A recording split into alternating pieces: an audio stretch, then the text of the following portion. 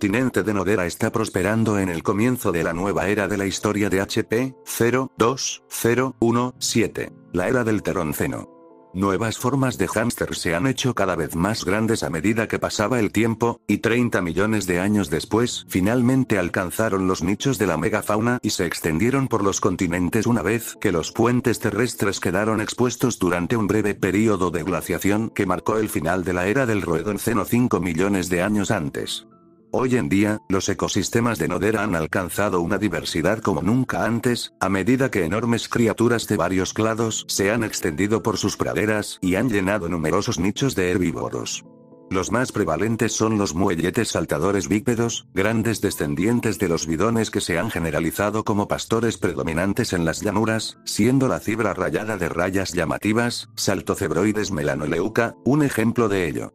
Otro pastoreo común es el enorme misonte de las llanuras de Nodera, Buphalonis noderus, la megafauna más abundante de Nodera. A pesar de la competencia de los misontes y los muelletes, los antílopes de Nodera también prosperan en las llanuras. Algunos han evolucionado para volverse mucho más pequeños, alimentándose de plantas más blandas de bajo crecimiento en las llanuras, como el foni de las llanuras menores, Echinomimus minimus, mientras que otros tomaron la ruta opuesta, convirtiéndose en imponentes giratas de cuello largo, como el girata cuerno de hacha. Altocervimis securiceros, que se convirtió en un gran ramoneador, especializándose en los árboles escasos y espinosos que crecen esporádicamente en los pastizales abiertos. Una diversidad tan amplia de herbívoros en un mismo ecosistema es posible gracias al fenómeno único de la división de nichos, donde cada herbívoro se especializa en comer diferentes plantas, o diferentes partes de las mismas plantas, y así puede coexistir con una competencia mínima. En las llanuras noderanas crecen en abundancia hierbas altas y duras, y los misontes disfrutan mucho de las hojas, pero no de las vainas y los duros tallos leñosos.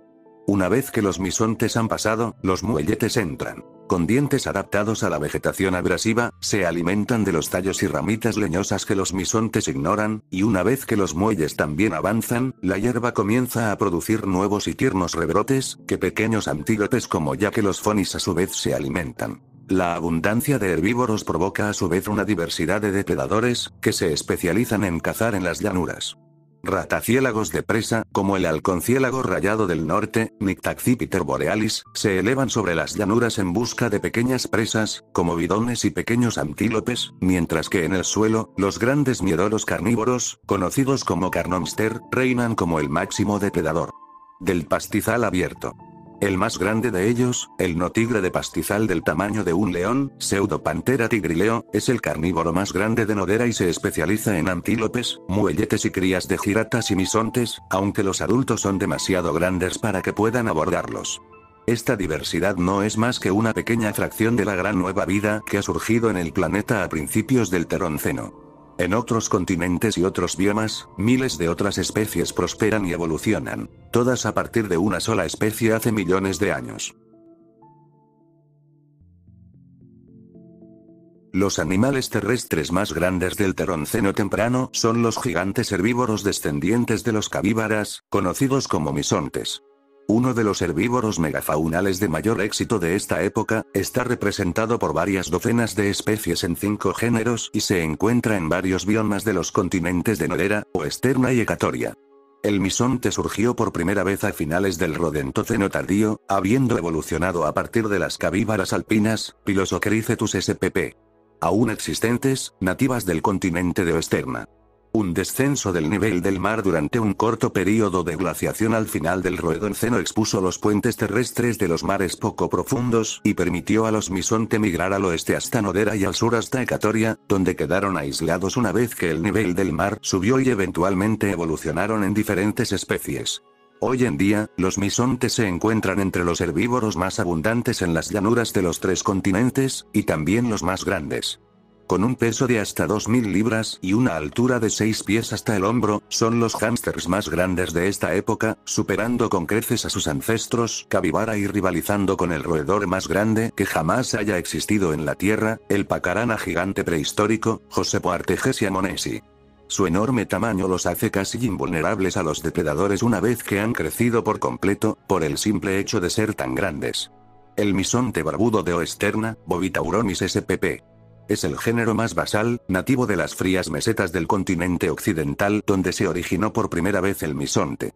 Sus primos noderanos, los misontes de las llanuras, Buphalomimus spp. Y los misontes de la sabana, Bisonomimus spp.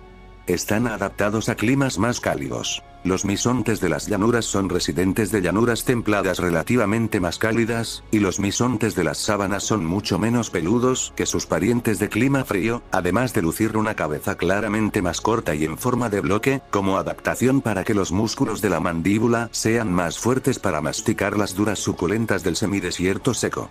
En el continente sur de Ecatoria, sin embargo, vive un linaje distinto de misontes, que lucen una adaptación inusual: un par de colmillos. Todas las especies de misontes poseen molares que, al igual que sus incisivos, han evolucionado para crecer constantemente, lo que les permite hacer frente al desgaste constante de la dura vegetación leñosa. Esta rama del árbol genealógico de los misonte, sin embargo, modificó sus primeros molares superiores en un par de colmillos prominentes y sobresalientes, ya que si bien su gran tamaño era suficiente protección contra los depredadores temibles en Nodera y Oesterna, en el continente de Ecatoria los misontes tenían una apariencia diferente, ya que había un carnívoro endémico del que preocuparse: las antienas. El misonte de colmillos de estepa, Ceratodontomys spp. Luce pequeños colmillos rectos, que sirven para desenterrar plantas terrestres y defenderse de las antienas depredadoras con golpes de sus enormes cabezas. El misonte de colmillos del sur, Megaloceratodon spp. Por otro lado, luce colmillos enormes y curvos, que utiliza para barrer la nieve, defenderse de los depredadores y competir con otros machos. Si bien ambos sexos lucen colmillos, son notablemente más grandes en el machos, que utilizan para competir con rivales por territorio y pareja. Todas las especies de misonte son herbívoros y se especializan en alimentarse de vegetación de bajo crecimiento, como pastos, arbustos y arbustos. Sus inmensos tamaños y su tendencia a viajar en grandes manadas de cientos de individuos los convierten en importantes ingenieros de ecosistemas, pastando entre vegetación dura y espinosa y promoviendo el crecimiento de otras plantas de las que dependen otros herbívoros, como los muelletes y los antílopes, para alimentarse. De los diminutos y saltones bidones del roedonceno surgiría el más extendido y dominante de todos los herbívoros del planeta: los muelletes. Descendientes de los grandes esquigurros del roedonceno medio, estos saltadores bípedos llegarían a dominar las llanuras abiertas, pastizales y sabanas a lo largo de Nodera, Oesterna, Esterra y Ecatoria, cruzando los puentes terrestres del roedonceno tardío y expandiéndose rápidamente por todo el roedonceno primario. Hoy los muelletes se han convertido en uno de los clados más diversos de HP 02017, abarcando casi un centenar de especies a partir del Terronceno temprano. La especie más grande, el muellete manchado, Macropodontis giganteus, mide 6 pies de altura y puede pesar hasta 190 libras, mientras que sus otros parientes son más pequeños, pero aún mucho más grandes que los diminutos bidones de los que descendieron. Desde entonces, varias especies de muelletes de esta época han divergido en una amplia variedad de formas con adaptaciones y estilos de vida únicos que los distinguen de sus parientes. Fácilmente una de las especies más notables es la cibra rayada, Saltocebroides melanoleuca, que luce atrevidas rayas blancas y negras y viaja en grandes manadas de cientos. Cuando es atacado por un depredador, toda la manada se dispersa y comienza a rebotar en todas direcciones, y sus movimientos erráticos y su coloración vertiginosa hacen que sea difícil para un depredador concentrarse en un solo objetivo. Otros, como el muellete moreno, Tenuipodontis cinereus, prefieren luchar que huir, luciendo grandes garras en sus patas traseras que pueden asestar patadas devastadoras a un enemigo. Algunos de los muelletes han comenzado a extenderse desde las llanuras cubiertas de hierba hacia otros biomas también. El tatuaguro de rayas gemelas, Gracillosaltomis lineaurum, vive en humedales pantanosos, donde sus anchas patas palmeadas evitan que se hunda en suelos blandos y también lo convierte en un sorprendente buen nadador, impulsándose con poderosas patadas de sus patas traseras. El jácaro del desierto, Gymnocaudamis selenus, por otro lado, se gana la vida en un clima mucho más seco, donde sus grandes orejas, su cola y sus patas sin pelo y su pelaje de color claro le ayudan a perder calor en los climas áridos del norte de Esterra.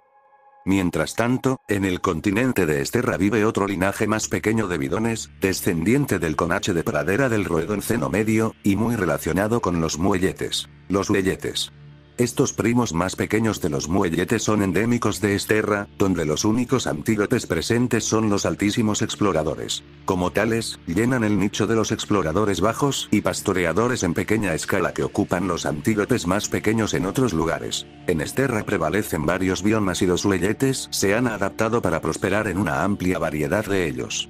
Los suelletes de matorral, mínimos altomis lagoides, prosperan en tierras dominadas por arbustos y arbustos bajos, mientras que los suelletes de bosque, australosaltomis longuscolei, se ganan la vida en los bosques tropicales, donde usan sus cuellos más largos para alcanzar ramas y arbustos bajos en el sotobosque. Y en la región más meridional de Esterra, predominantemente tundra helada y permafrost, vive el suellete ártico, glaciares frigorimis, aislado de un espeso pelaje blanco que muda en verano y le vuelve a crecer en invierno, además de unas patas anchas y esponjosas que le impiden hundirse.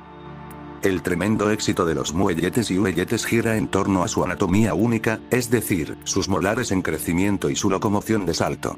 Mientras que la mayoría de los hámsteres herbívoros tienen molares sin raíces definidas y, por lo tanto, pueden crecer constantemente como sus incisivos, los molares de muelletes y oingos crecen relativamente rápido y, por lo tanto, pueden soportar mejor la abrasión diaria de los duros tallos y vainas de los pastos de las llanuras, su alimento favorito. Sus pasos de salto también son increíblemente eficientes para atravesar llanuras abiertas, con tendones en forma de resorte en sus patas traseras, que almacenan energía en cada aterrizaje y la utilizan para impulsar el siguiente salto, lo que les permite saltar largas distancias a través de la pradera sin apenas esfuerzo.